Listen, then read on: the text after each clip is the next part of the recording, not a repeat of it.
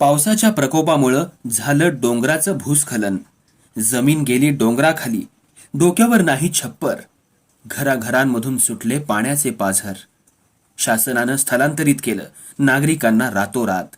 अशा या गंभीर परिस्थितीत मानवतेचा अखंड झरा वाहत गेला धावून मानवांच्या मदतीस.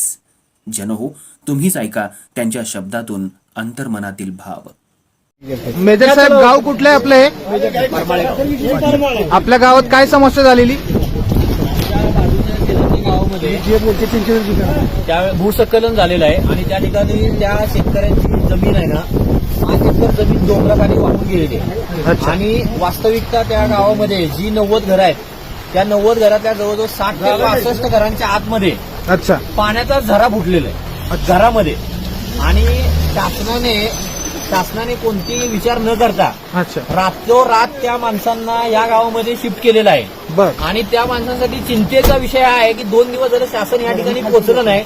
आणि त्या 90 कुटुंबांची जवळजवळ 200 जनावरं आज त्या गावामध्ये त्यांना कुणाचा आधार नाही, ती जनावरं तशीच्या तशी बांधलेली आहे. अच्छा. तर त्या जनावरांसाठी सुद्धा चारा नाहीये किंवा या लोकांसाठी नाहीये. आज तुमच्यासारख्या ज्या संस्था आहेत त्या सेवाभावी संस्था येऊन आम्हाला मदत करत आहेत.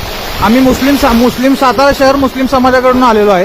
असं आहे की ज्या वेळेला महाराष्ट्रामध्ये जेव्हा जेव्हा संकट आलेलं आहे त्यावेळेला मुस्लिम समाजाने प्राधान्य देऊन सगळ्या गोष्टी बाजूला ठेवून मराठा समाजाला मदत करण्याचं काम होतं. मराठा क्रांती मोर्चा असो किंवा कोणताही गोष्ट असो, अगदी आमच्या खांद्याला खांदा लावून देण्याचं काम केलेलं आहे. आणि तुम्ही सुद्धा आज एका मिनिटाचा विचार न करता आज जे ही सामुग्री पाठवली आणि इथून पुढे सुद्धा तुम्ही शब्द दिलाय की तुम्ही काळजी करायची नाही, जी काय मदत पाहिजे ते आम्ही पोहोचू.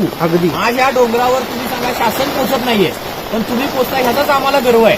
आणि ही तुमची जी मदत आहे ती योग्य लोकांपर्यंत कशी पोहोचल याची खबरदारी आम्ही 100% घेऊ. ओके, धन्यवाद.